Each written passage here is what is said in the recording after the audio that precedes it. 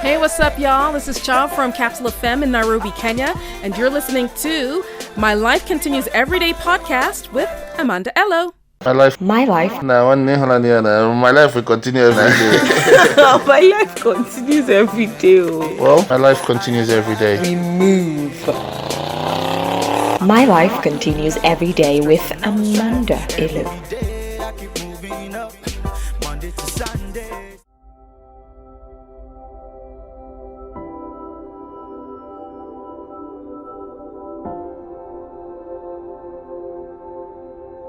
Our second born did not consider his elder brother. He didn't think about what his elder brother. Why is me and in the lesson house responsible for the fact that our second son came home and ate all the food? He didn't think about the first one at all. That was the family I was coming out from. So I didn't talk then because I was of the notion that mom is still going to blame me. So let me just go home. So I sat down in the park and I spoke to this matured. I think she gauging from her look. She should be in her early 40s or mid 40s. And I started talking. I spoke from the first year. I didn't want to pay over $272 to have this conversation because I was in desperate need of it. But with therapy over here, if you're getting an extra session, you're charged. So I was like, I want to keep my normal session, but I need help. I really need help. How do I do it? So as I ran around the park, I was catching my breath. I sat down and this lady sat down by my side and I started talking to her, and I started from year 1.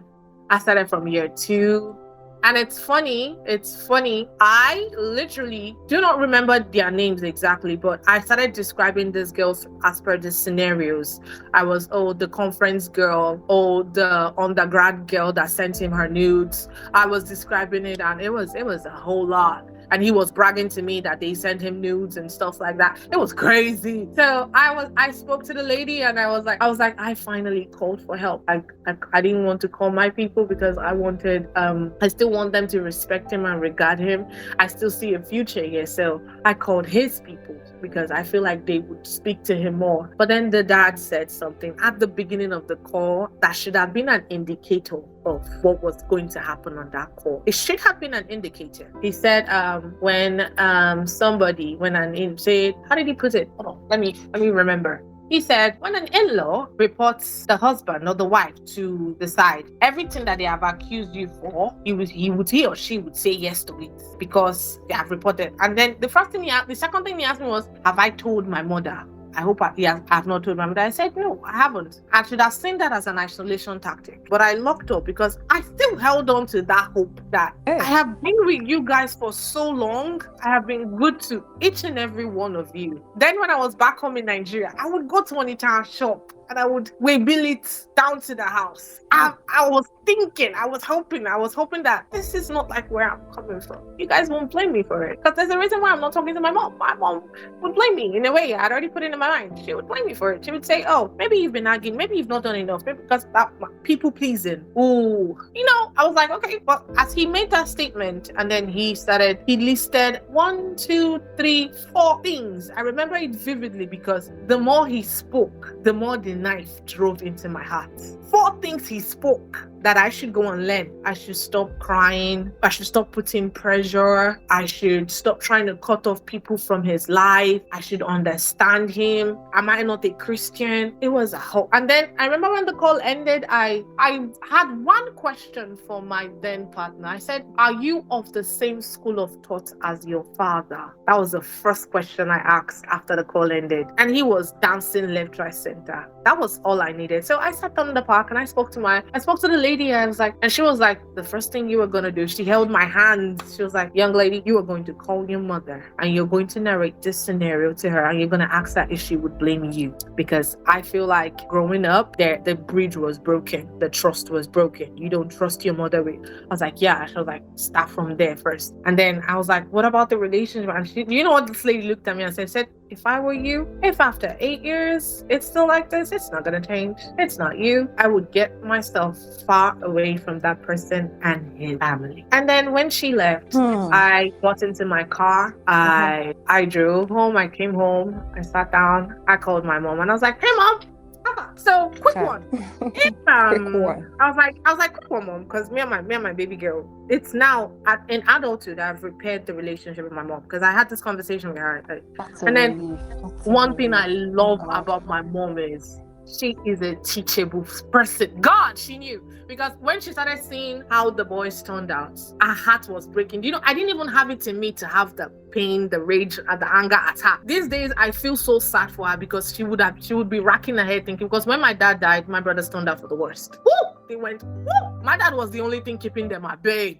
Oh no. So I can imagine the heartbreak she goes through every day. And bear in mind, Amanda, when I kneel down on my bed, when I stand, when I pray, when I open my Bible, the first person I'm praying for is my mom because heartbreak kills faster. I'm like, God, go to mom. Holy Spirit, go to her. Touch her heart. Feel her. You said the joy of the Lord is her strength. So yeah, feel her with your joy. I would pray because I know what she's going through. I can feel it. Like the one I went through was enough. But for you to live with the guilty conscience that you made these people. And when I had that conversation with my mom, when I go, I was like, Mom, so if you find out that me and my dad, I called his name, I've been repeatedly lying and cheating and messing up and down and kiniko, and then he comes to you and then he tells you all of these things that I have been doing to him, would you blame me? And then my mom said something that made me regret not confiding in her earlier on. It hit me to my guts, Amanda. She was like, your father was not a saint. And because I know he was not a saint, and I would not want you to have those attributes, I would blame your life. I would finish you. I would check you. And then she now called because then I'm a very beautiful lady. Then guys would come around and my mom would be the one to tell them, she's in a relationship. Oh, I like that guy. Okay. She's in a relationship. And my mom would be the one. My mom had no idea. She would be the It one was to going on that because way. Mhm. She had no idea. The only inclination the only thing that gave her a note like something is genuinely wrong Okay. Mhm. was the year he traveled out. Then my mom yeah. and then I had to leave Abuja and come back home. Then my mom started saying things. She started saying, she was like, no. This is not who you used to be before you left the house. Yeah, my mom was like, where is my daughter? And then because I was a remote worker, then I had like 3 jobs, working for a French company, I was working for another company, and then another one in Abuja. So I was remote working at home. I was working at home. So in the time difference, and then I wouldn't have anybody to talk to. Sometimes I would cry to my pillow so she won't hear me in the other room. But my mom is a very, very light sleeper. So she would hear me. And so she said sometimes she used to come and she would want to open the door, but she would say she would come to me when she's ready. She'll come to me. It's actually this year my mom said that to me. She was like, she knew that she was just waiting for me, that she knows that there are so many things that I have not told her. But she said everybody in the house was like, when she's ready to talk to us, she'll talk to us. She doesn't like it when you're in there. So when I called my mom was like, because I know I wouldn't want you to have those attributes, I would so change. I would never, ever, ever, ever blame him for what you did. You lied. In whose house? The house that that born you are lying. Nah, never. You are cheating. This house, nah, cannot. See, my mom was one of those people then growing up that if my neighbor would come and say, your daughter, hey, my mom is beating you in front of your neighbor. And then when you enter, so say, okay, you do that in outside next time. No, I'll not do it next time. That was my mom. So I didn't have a safe space in a way. If she was one of those people that be like, okay, ma, I've heard you. Okay, and then she comes home and she asks me, Mama, did you do this? I would have trusted her enough. So growing up, I already have the mentality that mom is going to blame me. But after I had that conversation with her in like adulthood, I think she saw her boys and she saw her girls and she realized she now shifted her parenting technique. She was like, Mama, I won't blame him for what you did. If you did all these things and the fact that he's coming to meet me, it means he has no other way to run to. No, I won't do that. I will check you. Why? Waiting happened. Till date, I have not told my mother that call happened. Bear in mind, these are people that have not paid my bride price, but you're sitting me down and you're berating me and you're telling me to go and learn a whole bunch of stuff. When I'm telling you that for the past how many years, your son has been emotionally, mentally, psychologically abusing me, gaslighting me, using my finances. I have just been locked up on everything. So when I finished that conversation with my mom, I opened my journal, because in therapy they teach you to journal. You type a whole lot. And I started typing. I typed the first entry, the second entry, third entry, everything I shared with my therapist. And then she called me, normal phone call, and she was like, this is a private call. How are you? I'm at the point where my BP is very high. My left hand is seasoned because there was one that happened, the final one that broke the camel's back. He was willing to, if I had not taken a screen record, he was willing to gaslight me to insanity. It was already at that point where he would tell me I didn't see what I saw. There's nothing there. He would delete the messages, delete the chats, he would delete everything. And then if I hadn't taken a screen record, because what happened was I was helping him do his assignments, his programming assignments, and I was writing the Python code for him via Zoom. He was sharing his screen. I would type the code into the chat section, and he would paste it. I was one of those support guy. I like right now. I know for a fact I can show up in love any day, anytime. Even when I was in pain, I was showing up. So when I saw the email, they even send emails to each other, calling each other babe and baby. I was like, what the fudge? And I took and this is somebody he had told me, the same person he had told me he had cut off from, he's no longer in contact with. And I saw the date and I took the screenshot and I was like, go back to your email. I just saw something. He was like, what did you see? There's nothing there. You started again. Do you know, Amanda, I had to hold my Bible and I made this statement on call. I was going spiritually, would I call it spiritually toxic? I held my Bible and I said, I will curse you. Unless I've cheated on you in this relationship. I was like, as long as I've not cheated, I've never ever stepped out. There's not that person out there. And I gave him my virginity and I held my Bible to his face. I said, if you lie to me, I will curse you right now. And then I forwarded the screenshot that I took to him. So he had no defense. Zero. I put my feet on the ground. I was like, you're willing to go this far? Make me crazy. Literally crazy. You're willing to prove to me that I'm a mad person for somebody that has done little or nothing for you. I built you. Like, I was crazy that night. I did not recognize who I was that night. Honestly, I did not. I didn't. I was like, I built you from UNN to where we did our masters, to even when you were going, I can beat my chest and say I did it. And you're willing to do this to me? I was like, you know what? I'm done. I hung up the call and I knelt down. I prayed from 2 a.m. to 7 a.m. He was blasting my line. I was not picking because I was like, whoa, you know what? I'm done. I was like, yeah. And then when my mom then she said, I've never ever blamed him for it because these are attributes I don't want you to have. I don't want you to be a liar. I don't want you to be a cheat. I don't want you to. My mom said all these things to me. Amanda, I regretted not confiding in my mom earlier on. I was like, what have I been doing? What have I been doing going at this alone for how long? What have I been doing? It dawned on me. And then I then spoke to him. And then the next therapy session, it was cry galore.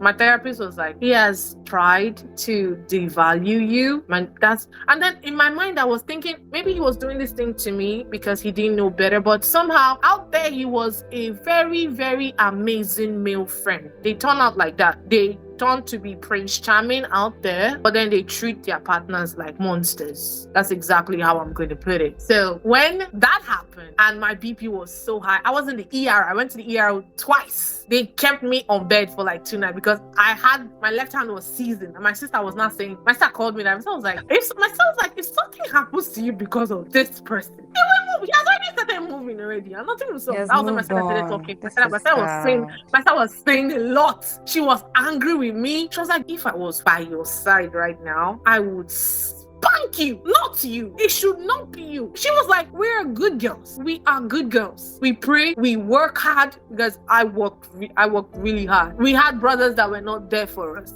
after our father died. We didn't have uncles in the picture. We didn't have none of that. We had only our mom that was teaching us that we have to serve and serve and serve and serve and serve. And we had Jesus. And she was like, if you were one of those bad girls, and bear in mind, in the duration of this relationship, I had met different caliber of men, from tech CEOs to finance CEOs to I met a whole lot of men. And then they would look at me because they usually call me mama. They outsource. I was a full stack developer for 1, 2, 3, 4, 5 years before I switched to my current career. And then they would look at me like, mama, that guy is using you. He doesn't even see you. I put it to you that he doesn't see you. He cannot see you. He doesn't know you. If you ask him what is your favorite, and then because I was Voltron then, I don't used to tolerate any form of relationship slander. Even his then friends would say it. No, let's not mention his name. No slander around her at all. She will not tolerate it. But somehow, girls had the audacity to go to him and speak bad about me, and then he would come and table the matter to me.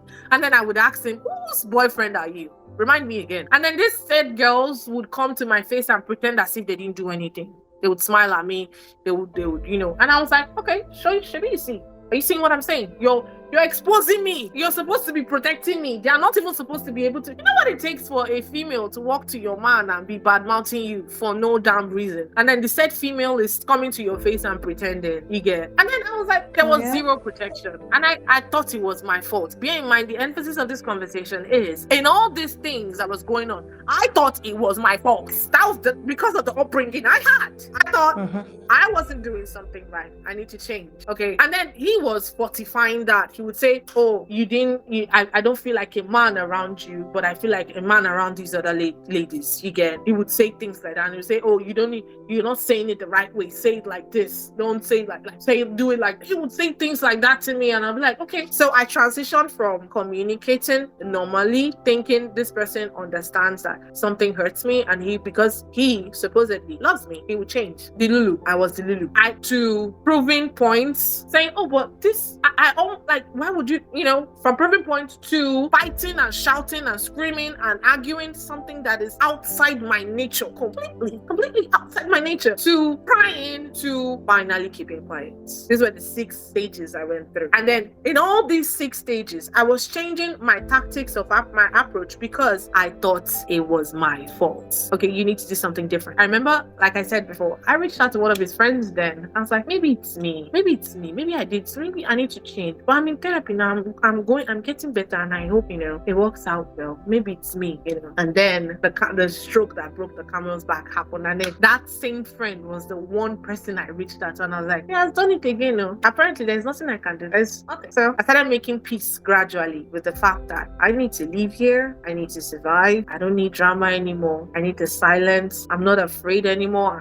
And quietly I was doing this inside the relationship. Bear in mind that I was still showing up. Oh, this is somebody that I would call him one time and say, show me your Amazon cart. What's on your Amazon cart? I would clear it. I would check out with my card. I'd say, okay, I was buying him designer stuffs, and then he was shopping for these other ladies, but then he would buy stuffs for me that is not even my size. Then when that my CEO friend, what he said then dawned on me, like, he does not even see you, and he will not see you. In fact, he won't see you till you leave. And then I would argue with him. I almost broke that friendship up because he was spitting facts, big time facts. I remember the last time he came visiting, I was super quiet. I was allowing him do anything he wanted to do. You want to go out and pick your call? Go out and pick your call. You want to delete the messages you're replying to? Do whatever you want to do. Do it. I'm fine with it. And then he would look at me and say, oh, your eyebrows, they are connecting, and they grow all to your ears. I'm like, yeah, I have full eyebrows. I know. You didn't know that? This long, you didn't know that? And he would say, oh, you have your feet. They're very nice. You have very nice feet. I'm like, I know. You didn't know that sense? Oh my God, I'm so sorry. You didn't know that? And when he would say things like that, he would think, in his mind, he thought he was giving me compliments, but he was just fortifying the fact that I was realizing that this long, you never saw me, It's not my fault all along. I was finally understanding that it was not my fault. You just didn't see me. You didn't see me, and that is why you never respected me. That is why you never valued me. That is why you never took care of me. And that is why you don't even know me. And then he would say, I would look at him, and then I would just smile. In his mind, he thought, I remember the last time he came, he was like, okay, yeah, well, he was doing all those things with this lady so that he would learn how to, and then he would come, he was practicing with them, so he would come and do it for me. He said that in my face. Wow.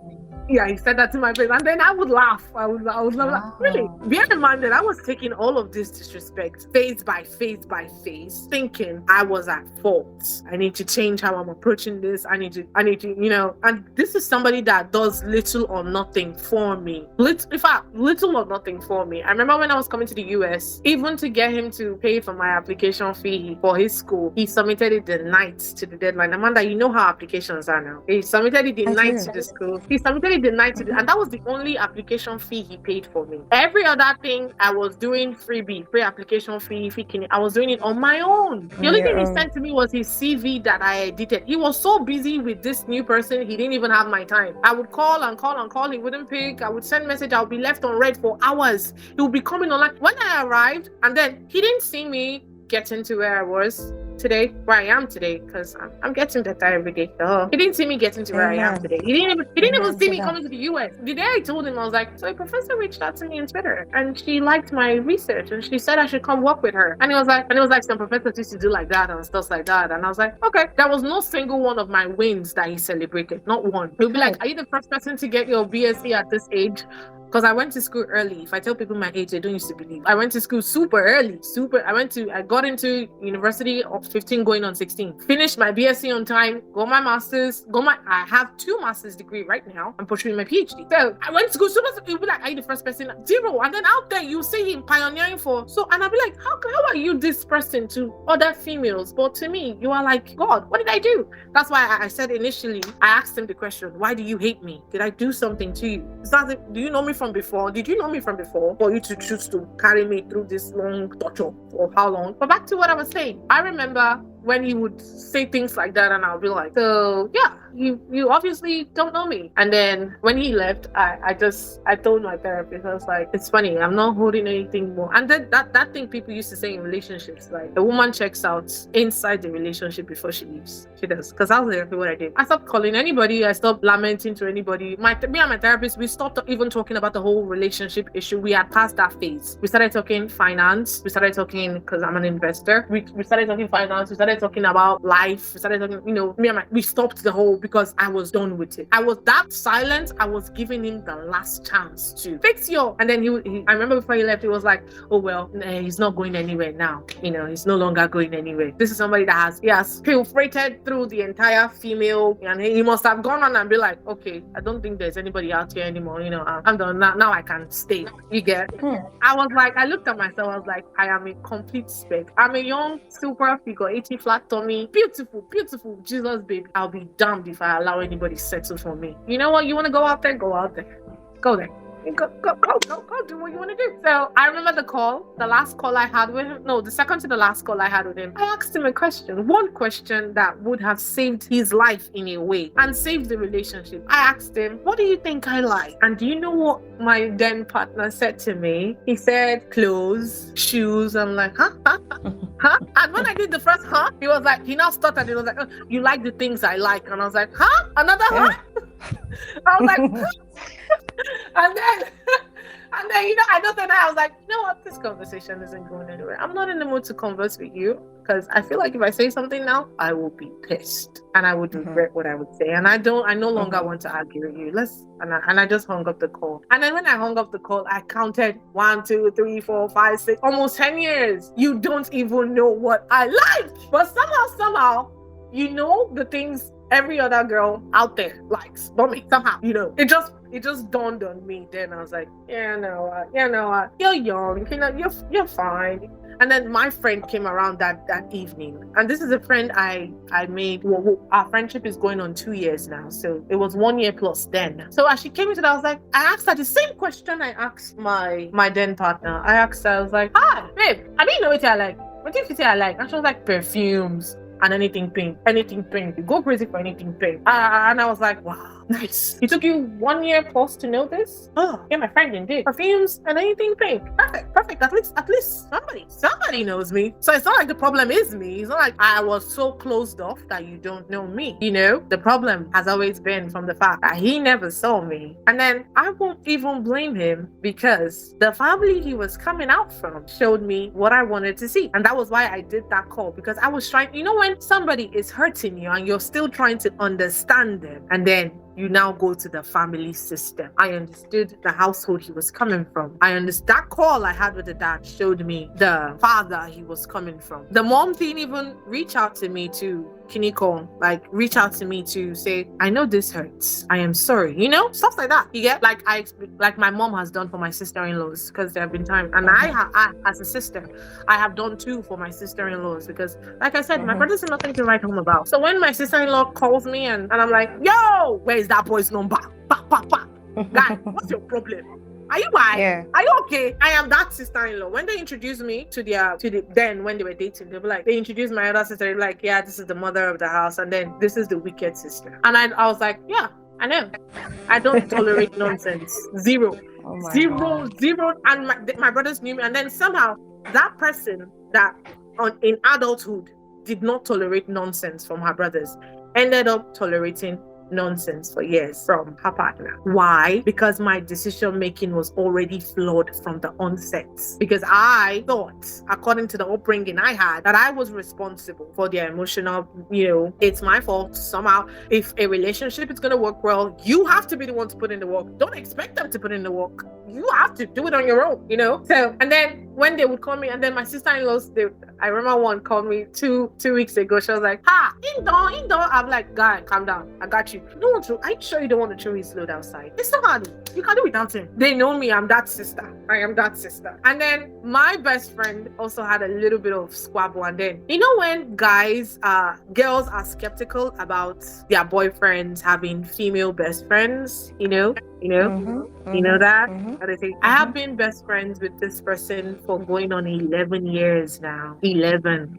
Okay? More like 10 going on 11, and I put it to you, his fiance calls me like no other. Like, she picks up the phone, and then any tiny, she'll be like, we're getting all starts. He said, that's what she goes, not making no one call you, because he knows that you don't go tolerate rubbish. That's why he doesn't want to call you. I remember when she came into the picture 4 years ago, she went through all our messages on WhatsApp, because he always we're techies, and she was shocked to see that there have not been at any point no kind of nonsense talk, no kind of, you get, it was just, I'm like his junior sister in a way. I'm my best friend's junior sister in a way. He has two sisters, I'm the third one, She was shocked. So, and because I respected the hierarchy, I'm like, I want to remain in this person's life, I have to be friends with this babe. Even if you may or may not end up, I have to be friends with her. So I was like, Pinky, give me her number. Let me send her a message. Let me tell her it's me. You get. And when I would call her, I'd be like, oh, it's me. Oh, is she there? Give her the phone now. Give her now. Me and her will talk. It should not be as if my best friend was even he was feeling like, who be your best friend again? Is it me? Are you sidelining me? Yeah. So when you were going through what you were going through with your previous partner, did you at any point have the conversation with your male best friend? This is your best friend? I had it once, and then he made that statement. He was like, just once? I had it just, I'm a very, very reserved person. Was it to that extent? It was, because I had it. He was part of the third party for you? Like, he was part of the persons you would not tell anything, no matter how bad it was? Yeah, he was. Wow. That's why growing up, I'm a black and white person. I was like, yes is yes, no is no. Any other in between, I don't like it. It's gray. So many manipulations, so many distortions can happen in the gray area. I like it yes, and I like it no. Life is strict like that. So I remember when I confided in him, it was like I cried, and then I walked to his apartment crying. I climbed upstairs. I woke him up, and even his lodge people. His lodge, because when I used to go, I'm the only one that calls him by his feminine name. And my best friend is this really bulky person. He's tall, he's huge. Now I started going to the gym. He's muscular. They know me. Once I carry my bag and I'm downstairs, I will call his full name to the female name. I will call it, and then all his friends in the lodge will trick him like, he never wake. So that day I walked, and they were about to. My visions was blurred. I was crying real bad, because he had brought the person he cheated on me for 8 months. He brought that to my face. This girl even looked at me and told me he's like a brother to me. Why they were making sexual gestures behind my back that he thought I was not seeing. I cried, and I walked. I looked up. I saw that his window was locked. Few of his lodgemen wanted to say, and I said, she not calling him today. They not ask me. They're like, You did okay? I said, I'm okay. I'm okay. I climbed upstairs. I knocked on the door. I opened the door. I'm fair. So when I cry, I'm red everywhere. He was shocked. He sat me down. He gave me water. He cleaned my eyes. He said he was putting on his clothes. He was putting on his clothes. And he was like, I was like, wait, you say, I did go in house now. See, you are a very, very good person. You don't deserve this. I did go in house now.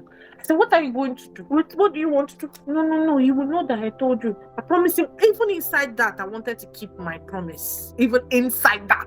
I was like, and then he called him and my then partner and my best friend fell out because I'm pretty sure even after I told him not to, when I left, he called him and he checked him. He was like, if you want to mess around, go and do it with someone else. Go and do it with, it's not hard because after all, she's not depending on you. I started freelancing in my second year. I was doing Fiverr. I was doing all this phase. I wasn't asking him for anything. I was giving. He would even say it. He would say he has never seen anybody that is as financially open as I am and giving and supporting. He used, my then partner used to say it. And then he even brought this said person so that I would even help her make money. Can you imagine? He brought that to my face so I would help her make money. It was that, you know. And all through this phase, I was thinking it was my fault all through.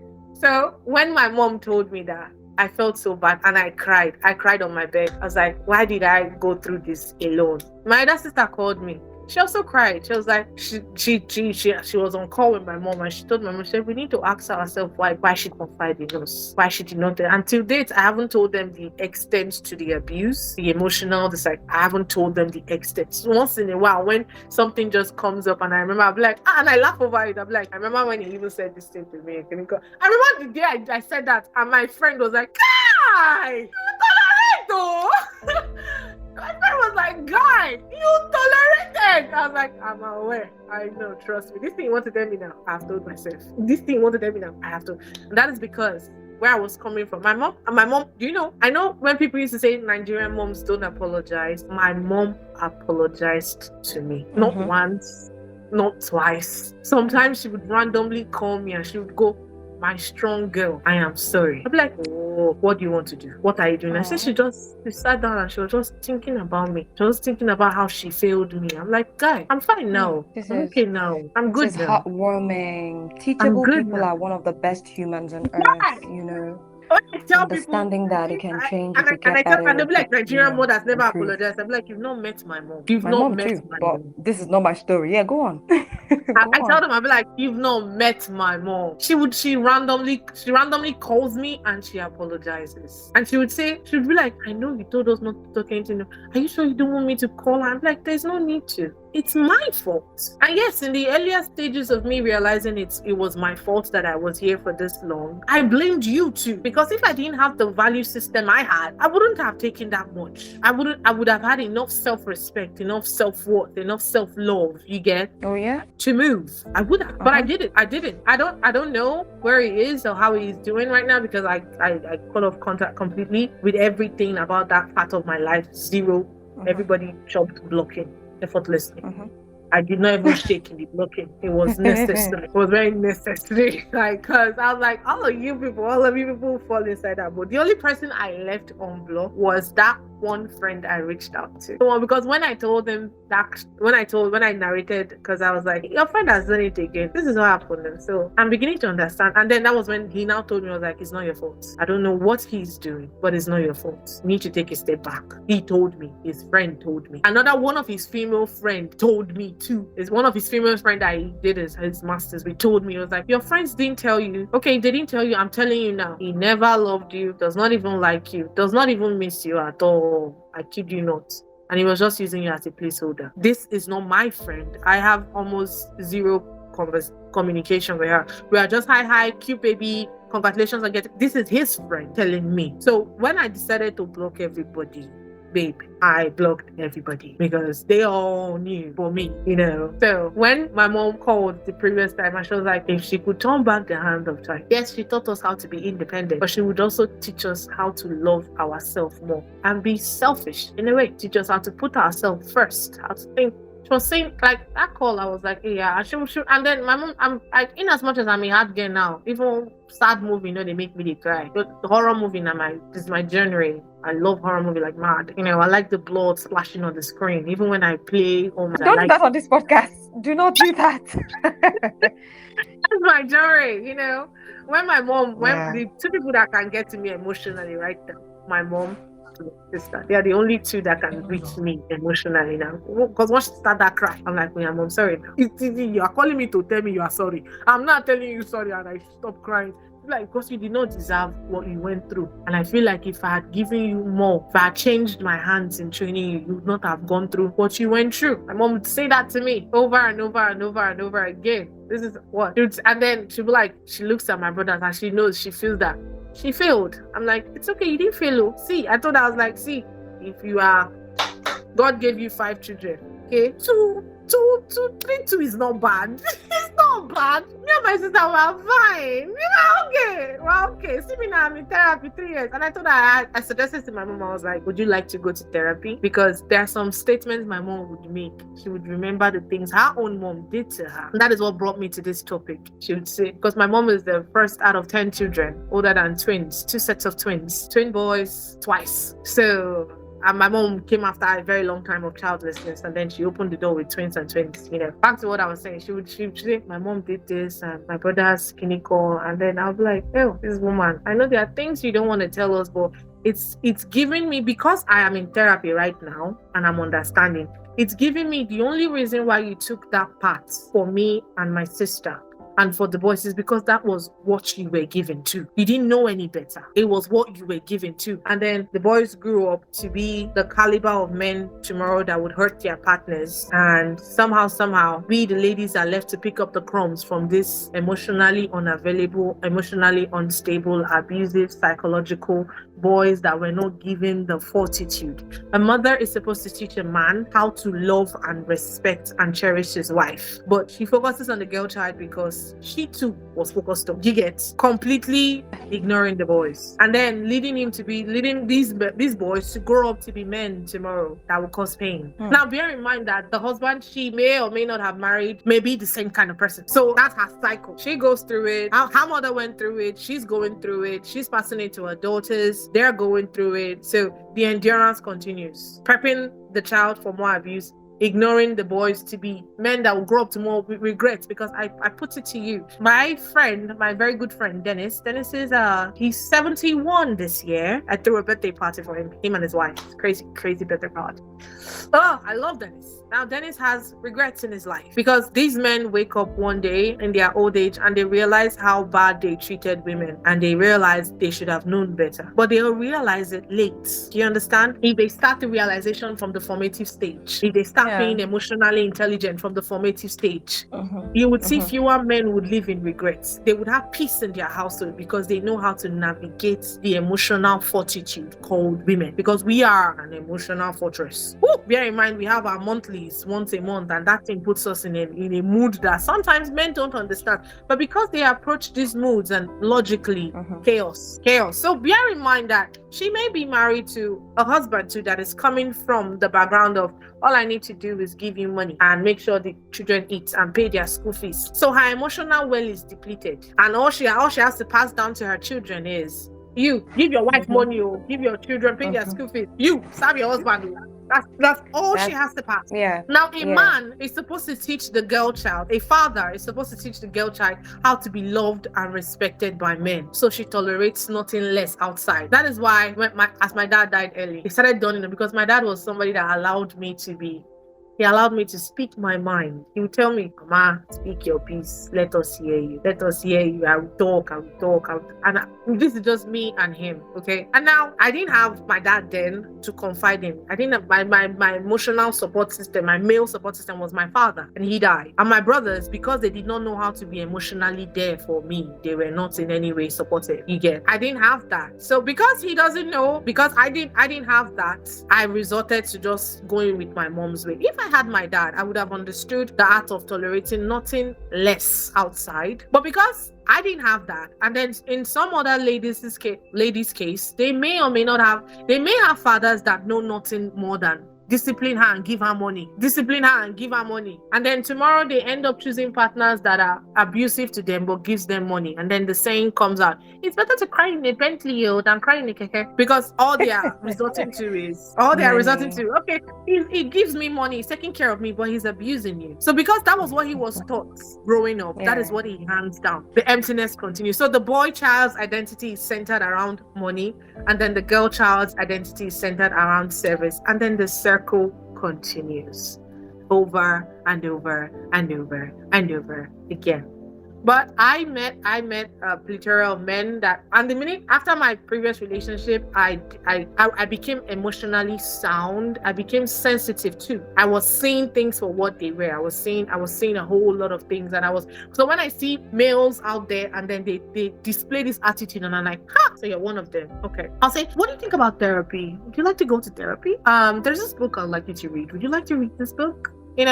Just so we can chip it changing the world one step at a time. I know sometimes it might seem rude, but we've got to do something. And then the one thing I used to get these males, I'm like, would you want your daughter to end up with somebody like you? Let's start from there. The way you treat would you want, when you finish pouring into your girl child, taking care of her? I know men, they love girls, they love especially their daughters. Like I hit them with, would you like to? If you don't like to, then you should try. You should read this book and you should go to therapy, because the normalization of abuse and patriarchy is, it's a whole lot. Like it kills. And coming out of that, I'm like, I told my mom, I learned from your upbringing. Okay, I learned from it. I know what not to do, and I know parenthood is not easy. There's no manual to parenthood. You pray for them, you clinical, but there are some things that should be eliminated. The same value system you are incorporating into the girl child should be incorporated into the male children, because you want these husbands to be considerate, to be able to compromise, to be understanding, to be emotionally sound. But all in all, this is me, my life. I'm fine. I survived that. I'm here. I'm getting better, and I want this expose to be out there for those young parents, those young kids, because these days I tell my sister, kids are giving birth to kids these days. It's amazing. You're not done growing up and then you're already bringing new life. How do you fix that? But somehow we want our sons to be better. We want not just the girls. We want our boys to be better. We want them. I was telling my friend, her son is 7 years old. I was telling her, you don't want him to turn out to be the person that hurt you. And because you don't want him to turn out to be that man, you want one girl someday to wake up and say, I am proud of the woman that raised you. Because there is no way you would know this if your mother did not teach you, you get? Or if, because we want that, we need to be more intentional towards raising these men to be more emotionally sound. To not just think about making money, to think about being kind, better, compassionate, caring, understanding. Why is it that it's women out there that are complaining? I get there are amazing men out there, and please, a shout out to all the amazing men out there. You're doing good. You're doing amazing. It's not easy. Your fellow men will call you a simp. Your fellow men will call you a simp, but take it from, you are more than the caliber of men they are. You are a king in your own fortress, because it takes a whole lot for you to transcend the logical boundary that has been placed on men to be emotionally intelligent. So we are proud of you. For those of us ladies that are good and understand the impotence of having men that are like that, we're proud of you. Don't stop being who you are because one lady somewhere with a cocoa in her head is playing you for a fool. Please don't stop, okay? One day you're going to meet somebody better. So stay prayed, stay humble, and remain who you are. And my life continues every day. Look, at some point I said, I think we're going to do... Well, let me quickly say this. When you're going to listen to this, I would have divided this into 2 parts. It's not possible to play this in one episode. You would get bored. And if you get bored, you would miss the bulk of the information. So at this point, you already have listened to the first part and you're here in the second part.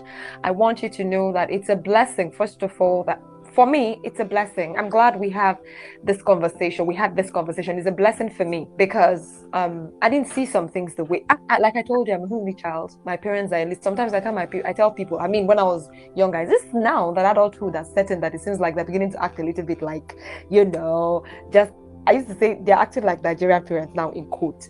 My parents were very liberal, not because I'm an only child, because I was disciplined to the last.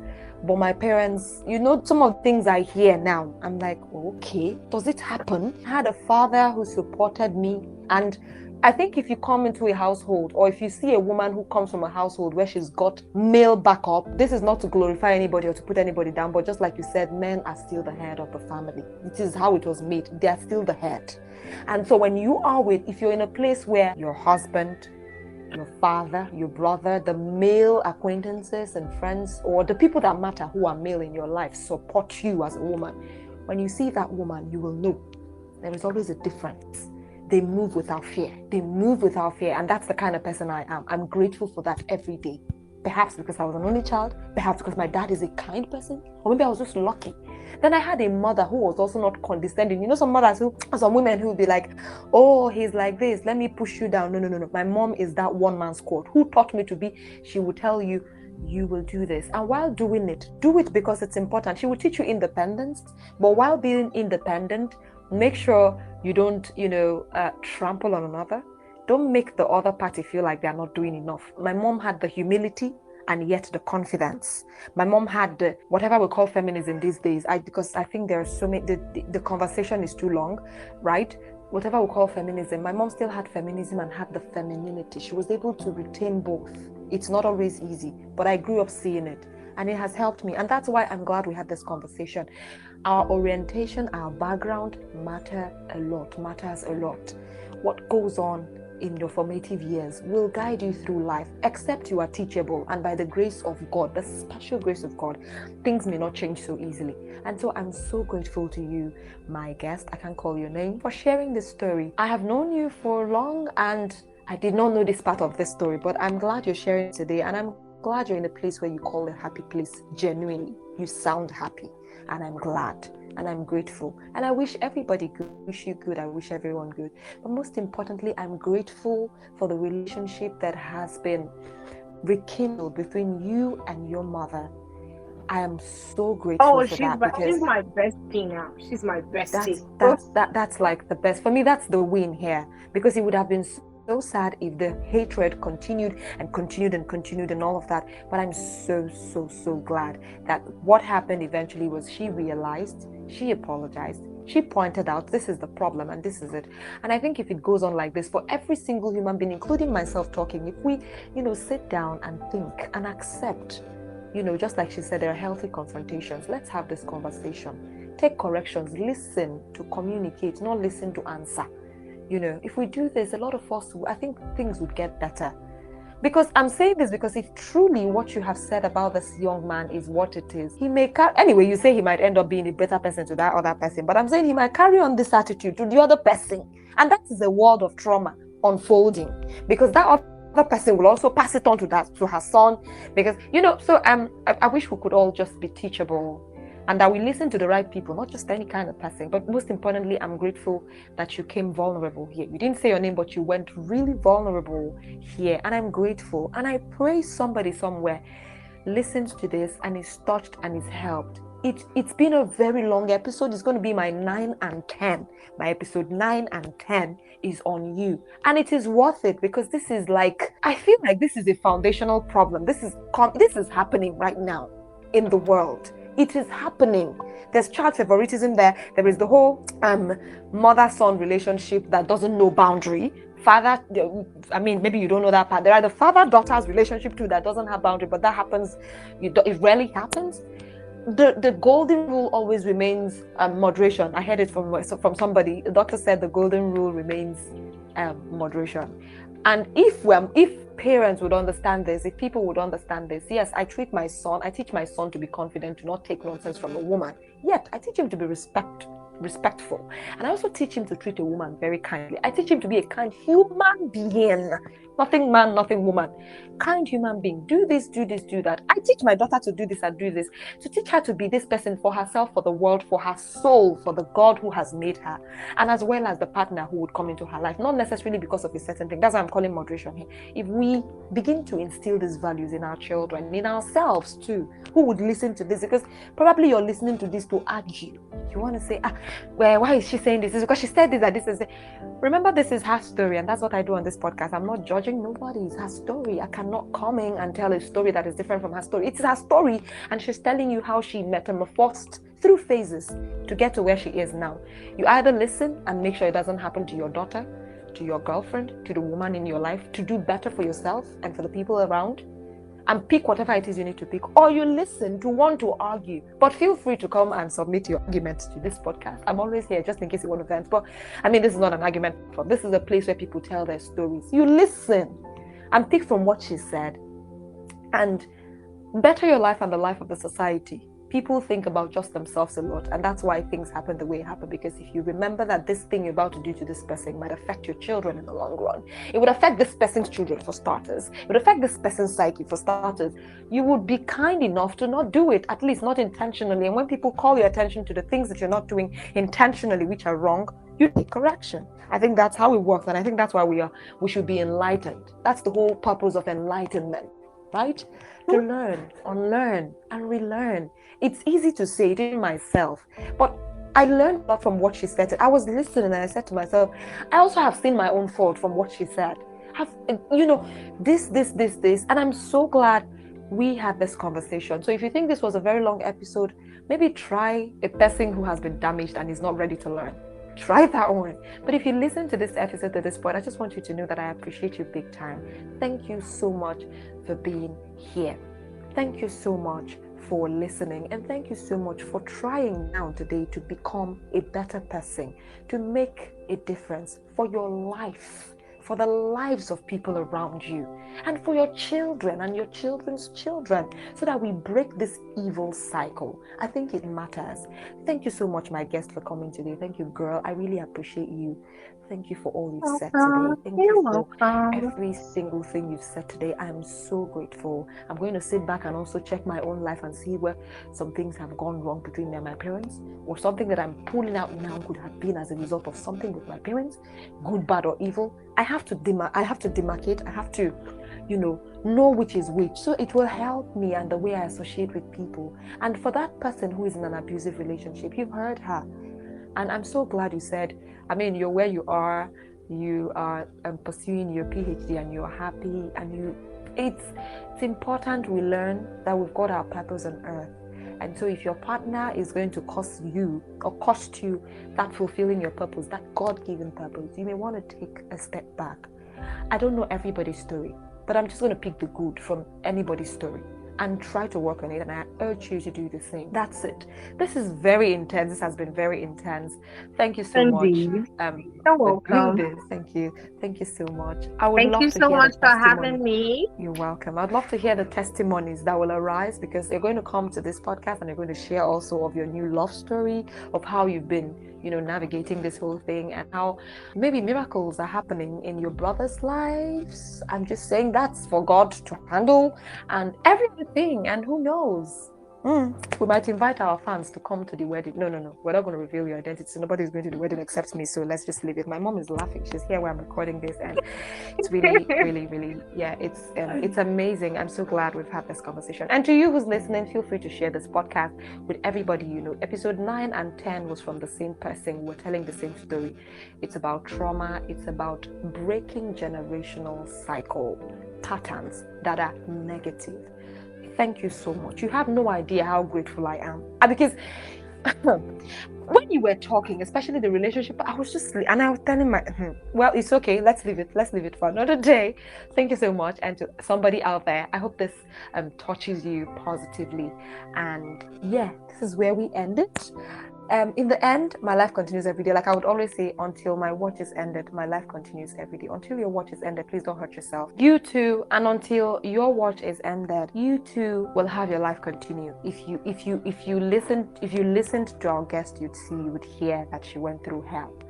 With the way she said it, though, she went through hell, and she's out, and she's fine, and she's living. You too can live, and you can move on. And if you're hurting somebody somewhere, this is your sign to pause, to think it through, and to start again. there is always a time for, there's always a time for a U-turn. If you're still alive, there is time for a second chance. I'm not using the right word. In fact, if you're alive, there's a second chance already waiting for you, that you just have to go there and grab it. Because just like I said at the beginning of this, we do not even know who is leaving next. We do not know who's going to die next. Don't know who's leaving. So please do what you can. Leave the right legacy, and please don't hurt nobody. Not yourself, not anybody. God bless you. May the angels protect you. Share this podcast with anybody, everybody. Remember, we're live on YouTube now. We're also on Spotify, on Jamit, on Deezer, Apple Podcast, and all your favorite, and Jamit, all your favorite podcast platforms, audio platforms. Please tell people about this, share it, and have a blissful day. Feel free to share your story. Reach out to me on social media. I'm Charlie Mandy, CharleyMandy. I'm on Instagram and I'm on Facebook with the same name. So just replay this and come back and let's have a conversation and submit your story. Or you could just go straight to my email. I am amandaelu@gmail.com, all in small letters, and just send your story. It shouldn't exceed 7 minutes because I have to download it there. You can put it in parts just like we did today. So okay, this has been a very, very, very long session, but thank you so much for being here. Thank you so much. I still remain Amanda Elo. God bless you. Amazing, just protect you. Bye.